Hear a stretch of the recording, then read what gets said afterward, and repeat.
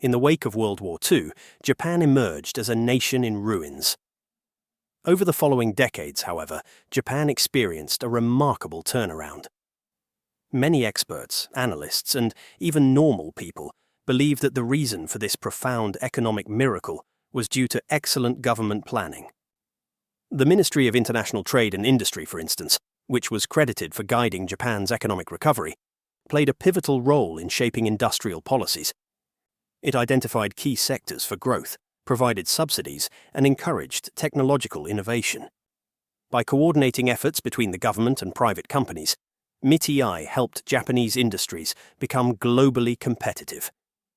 But there was one very significant factor that has helped enable Japan's economy to become one of the world's most successful, and that is no other than the United States. The US has provided substantial aid, loans, technical expertise, and so much more. These may have been worth billions of dollars. Here's a graph on the aid given by the United States to Japan under the GARIOA and EROA, data from various sources. Here, you can see that in just 5 years, from 1946 to 1951, the US assistance totaled over $1.955 billion, which, if we adjust this by inflation, would be worth over $20 billion in today's money. This massive financial support helped Japan stabilize its economy, rebuild its infrastructure, and secure food supplies for its population. But here's the thing. The United States has brought a substantial amount of benefits to Japan, not just after the Second World War, but even until this very day. After the Second World War, they provided direct aid. But after Japan had rebuilded itself and became one of the world's biggest economies, the United States dropped direct economic aid. Instead, what they continued to provide is security. The United States has established military bases across Japan. According to militarybases.com, there are 23 US bases in Japan which are located in various parts of the country. Some are in the northern part of Japan, others near Tokyo, but one of them, which is referred to as the Keystone of the Pacific, is their Kadena Air Force Base in Okinawa. The Kadena Air Force Base is home to the Air Force's largest combat air wing, which has done nothing but help stabilize the entire Asia-Pacific region. Security, however, as you may already know, is a substantial help to one's economy. The presence of US troops in Japan has allowed the country to avoid investing big amounts of money to build its national defense. Of course, the reason why Japan has not been investing a lot into its military is because of its post-war constitution, specifically Article 9, which renounces war and prohibits Japan from maintaining traditional military forces.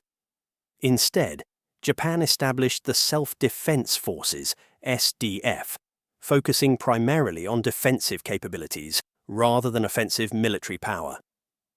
Here's a graph on Japan's military expenditure as a percentage of its GDP. Here you can see that Japan's spending is very low. For most years, it's lower than 1%.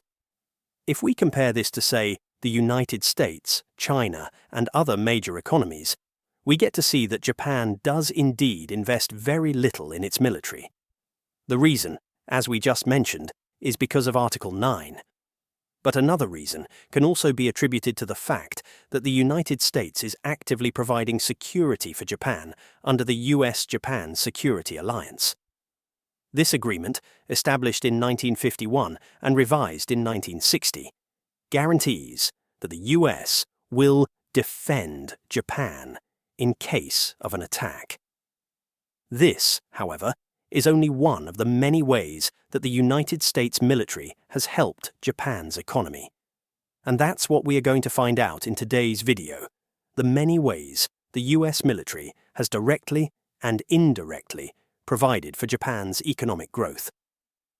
For us to understand just how much the US has helped provide for Japan, we must first understand the treaties behind the provided benefits. One of the biggest and most famous treaties is the Special Measures Agreement. What this agreement is about is the arrangement between the United States and Japan regarding the financial responsibilities for maintaining US military forces stationed in Japan. Yes, while it is true that the US is stationing its military in Japan, it's actually not free.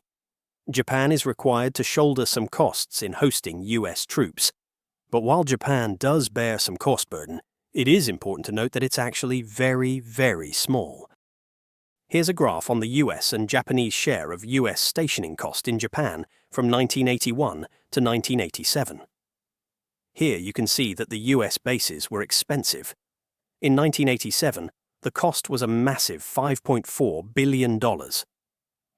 Adjusted for inflation, this costs about $13 billion in today's money. But as you can see, for the very year of 1987, only 31% of this cost was shouldered by Japan, and over 69% of which was shouldered by the United States. Let's take the example of the US Okinawa base, known as Kadena Air Base, one of the largest US military installations in the Asia-Pacific region. The Kadena Air Base has quite frankly been met with controversies since its implementation. Some of its problems stem from the social, environmental, and political tensions it has created within Okinawa.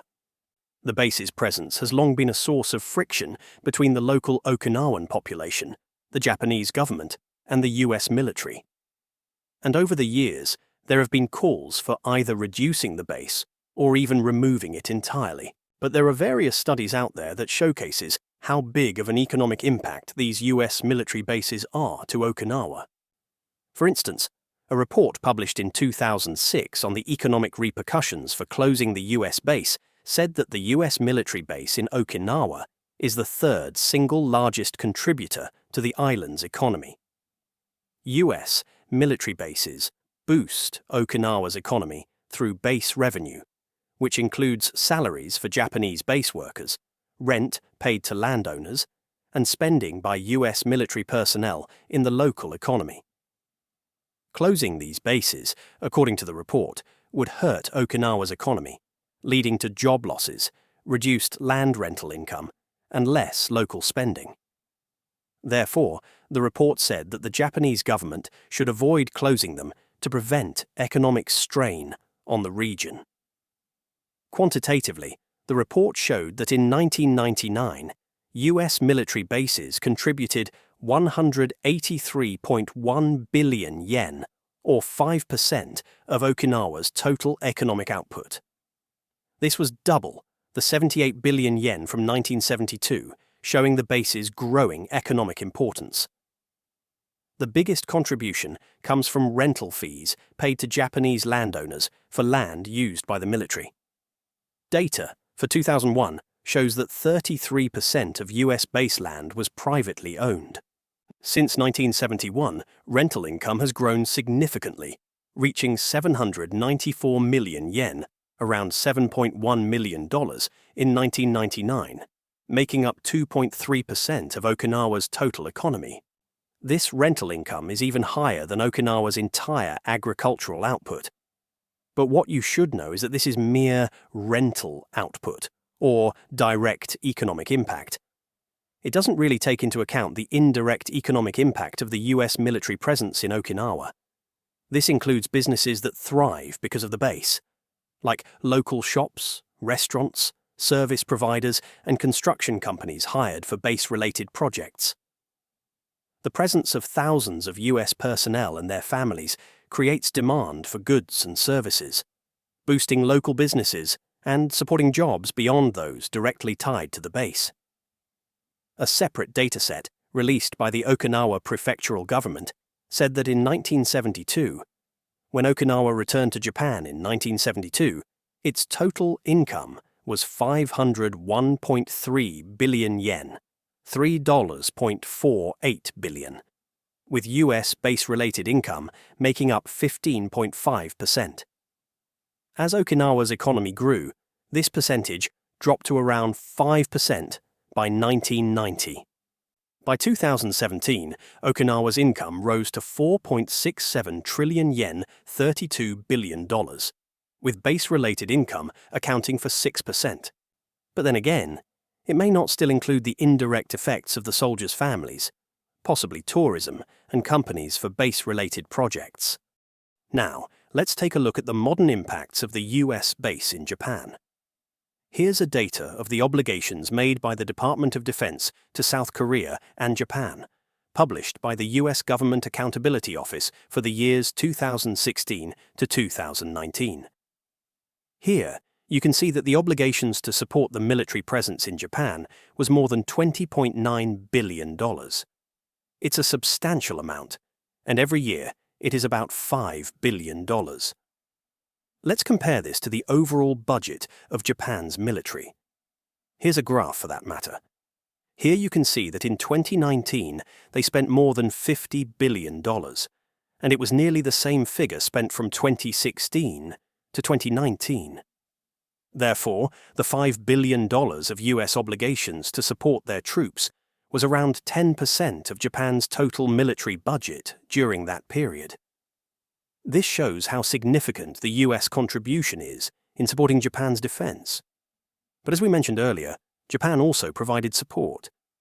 According to GAO, Japan had provided $12.6 billion, whereas South Korea at $5.8 billion during the same period. This was done in cash and in-kind financial support.